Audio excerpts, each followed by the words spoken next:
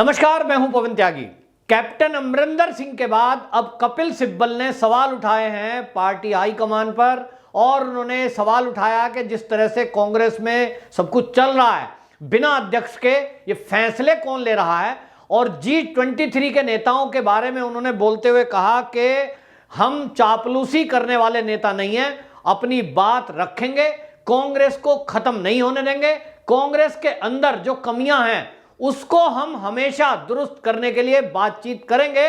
और अब जबकि हम देख रहे हैं कि कांग्रेस में आए दिन लोग छोड़कर जा रहे हैं, कांग्रेस को जो निकट के लोग थे हमारे वो भी छोड़कर गए, और हम कोशिश करेंगे कि इनको रोका जाना चाहिए। इस सब के लिए कौन दोषी है उसको इशारों ही इशारों में बगैर नाम लिए उन्होंने गांधी खानदान पर हमला बोला।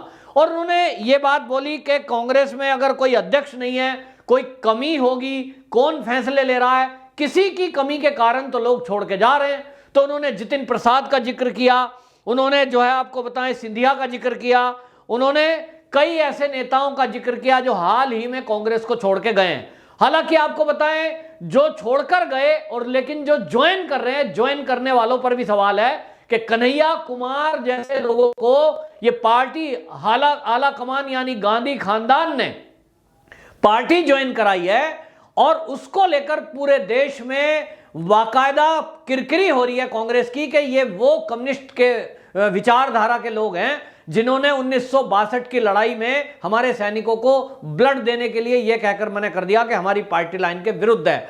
अब देश विरोधी एक्टिविटी वाले विचारधारा वाली पार्टी के लोगों को वो अपनी पार्टी ज्वाइन करा रहे हैं। इससे पता लग रहा है कि पार्टी में जो आला कमान हाई कमान है कांग्रेस का, जो कि गांधी खानदान है, उसकी विचारधारा क्या है। उनको केवल इस समय लग रहा है कि केवल किसी तरह से सत्ता मिल जाए, जो कि मिलती दिखती नहीं है। और इसीलिए कैप्टन अमरिंदर सिंह ने जब सिद्धू पर सवाल उठाया था कि सिद्धू को जब अध्यक्ष बनाया, उन्होंने तभी इस पर आपत्ति दर्ज की थी और यह कहा था कि इसके इमरान खान से दोस्ती है, पाकिस्तान में वाजवा से दोस्ती है, ये खतरा है। और अब इस खतरे को लेकर मनीष तिवारी तक ने कह दिया, कपिल सिब्बल तक ने भी कह दिया, और वो सवाल उठा रहे हैं कि जिस तरह से पंजाब में इस टाइम चल रहा है उससे तो केवल ISI खुश है या तो पाकिस्तान खुश है, क्योंकि ऐसा सीमांत प्रांत है पंजाब जिसका बॉर्डर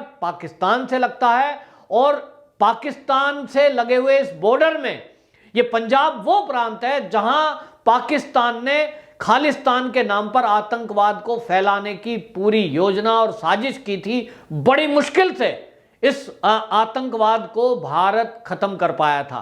अब फिर से यदि उसी तरह के माहौल पैदा कर दिए जाएंगे, भ्रष्ट लोगों को आगे लाया जाएगा, भ्रष्ट अधिकारियों को डिप्यूट किया जाएगा, जो कि चन्नी पर आरोप लग रहे हैं। और अब और तो और कैप्टन अमरिंदर सिंह पहले आपत्ति दर्ज कर रहे थे और वो सिद्धू को कह रहे थे, लेकिन अब सिद्धू भी इस बात को सवाल उठा रहा है कि जिन लोगों को मंत्रालय में लिया गया, अब ये बात अलग है, ये कैप्टन अमरिंदर सिंह के अलावा अब पूर्व अध्यक्ष जिन्होंने इस्तीफा दे दिया है, सिद्धू ने भी ये सवाल उठाए कि चन्नी ने जिनको मंत्रालय दिए हैं और जिनको जिम्मेदारियां दी हैं, महत्वपूर्ण जिम्मेदारी दी है, उन्होंने एक शब्द इस्तेमाल किया नवजोत सिंह सिद्धू ने, जो उन्होंने अपने घर पे वीडियो बनाया है, उसमें उन्होंने कहा कि जो चोर हैं, एक तरह से जो उनकी भाषा थी, उन्होंने कहा कि जो चोरी के लिए गुनाहगार हैं उन्हीं को सिपाही की जिम्मेदारी दी है, ये पंजाब के लिए खतरा है।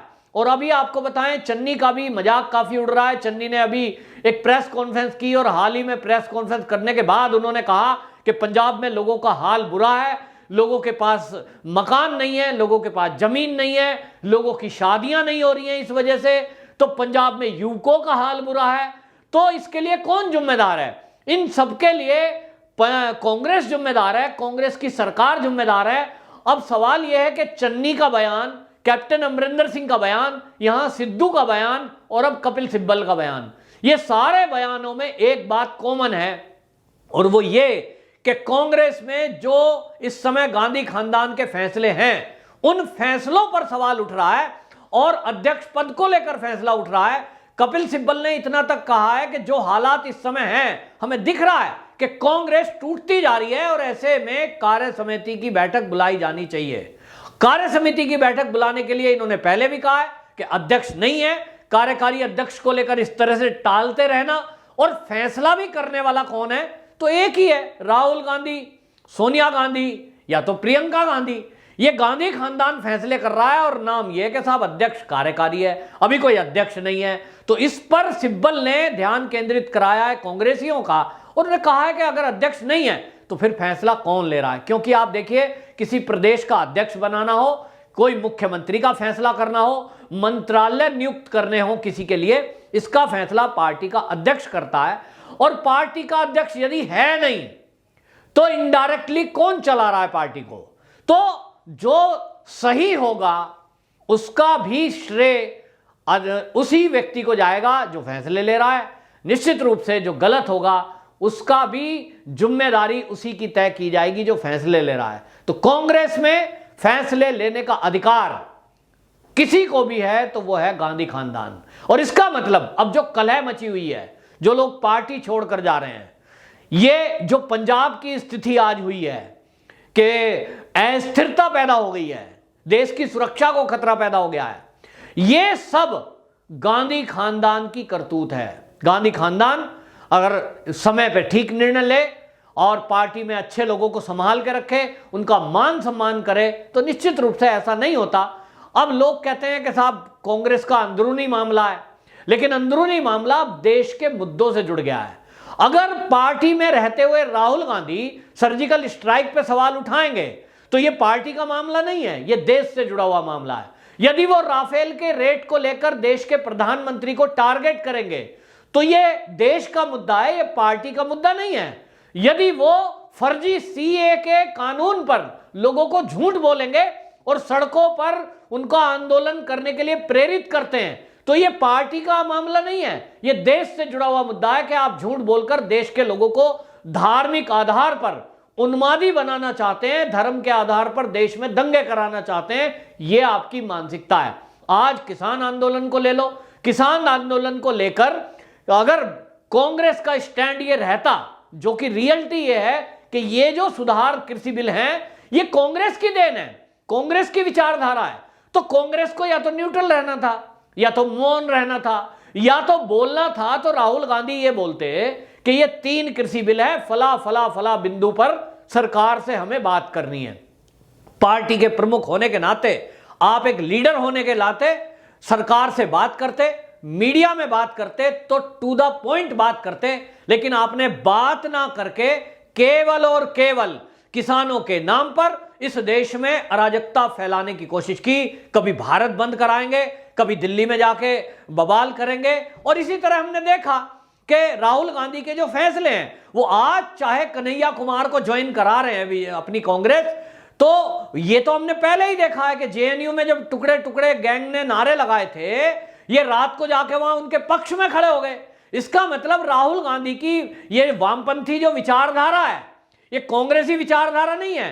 कांग्रेस में केवल वो पार्टी को चला रहे हैं, विचारधारा उनकी पूरी पूरी मानसिकता वामपंथी है। और वामपंथी विचारधारा को लेकर ही राहुल गांधी और पूरा खानदान उनका चल रहा है। ये जेएनयू के उस दिन के राहुल गांधी के सपोर्ट से पता लग गया था, जिस दिन वो टुकड़े टुकड़े गैंग के बीच खड़े होकर रात को फोटो खिंचवा रहे थे और वो कह रहे थे कि हम आपके साथ हैं। फिर सीए का नाम आया तो जो टुकड़े टुकड़े गैंग था, जो आज दिल्ली दंगों में कुछ लोग जेल के अंदर भी बंद है और कोर्ट ने प्रूव कर दिया है कि यह दंगा सुनियोजित था, तो क्या इस सुनियोजित दंगे में कांग्रेस का भी हाथ है? निश्चित रूप से है, क्योंकि कांग्रेस इस सारे प्रोटेस्ट को सपोर्ट कर रही थी। तो ये जो वामपंथी विचारधारा है, ये वामपंथी विचारधारा इस देश के विरुद्ध काम करने की है।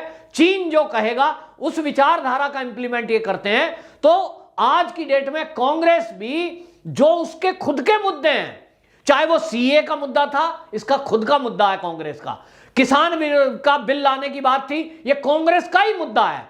इन सारे मुद्दों को आज ये यू टर्न ले चुकी, अपने ही फैसलों को पलट चुकी। निश्चित रूप से जो सीनियर लीडर कांग्रेस के अंदर कपिल सिब्बल टाइप के थे, उन्होंने कभी बैठकर ड्राफ्ट बनाया होगा। कृषि बिल में यह सुधार की जरूरत है, देश में सीए लागू करने की जरूरत है। मनमोहन सिंह सदन के अंदर बोल रहे हैं कि साहब जो अफगानिस्तान के सिख हैं उनको भारत में नागरिकता देने की जरूरत है। वो जो सीनियर लीडर थे वो अपनी राय रख रहे थे और उसके लिए ड्राफ्ट बनाए गए, इंप्लीमेंट बीजेपी ने कर दिया।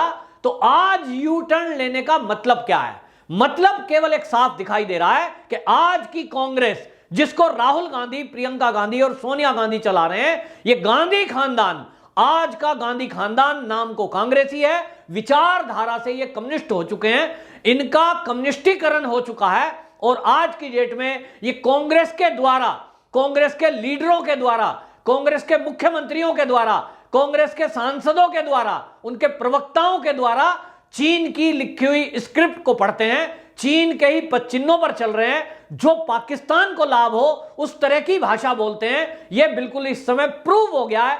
आने वाले दिनों में अभी आप देखेंगे कि और कम्युनिस्ट विचारधारा के लोग इसको हाईजैक करेंगे। अब निश्चित रूप से आप देखिए कि जिस तरह से भाषण की अगर बात कर लें, राहुल गांधी के भाषणों पर लोग ठहाके लगाते हैं, उनको जो है ऐसा समझते हैं जैसे कोई जोक सुना रहा है। अब वहां कन्हैया कुमार जब बोलेगा, निश्चित रूप से एक छोटी लाइन के आगे बड़ी लाइन खिंचेगी। कल को यह तय होगा कि लोकप्रिय नेता कौन है, तो राहुल गांधी से ज्यादा लोकप्रिय रहेगा कन्हैया कुमार। और अगले आने वाले दिनों में आप देखना कि पार्टी की कमान यही लोग संभालेंगे जो कम्युनिस्ट विचारधारा के हैं, यानी देश विरोधी लोग जो 1962 की लड़ाई में हमारे सैनिकों को खून देने से मना करते हैं। आज की डेट में कांग्रेस उन्हीं के पदचिन्हों पर चल रही है। यह देश की सुरक्षा के लिए भी खतरनाक है। पंजाब से इसकी शुरुआत हो चुकी है। वंदे मातरम।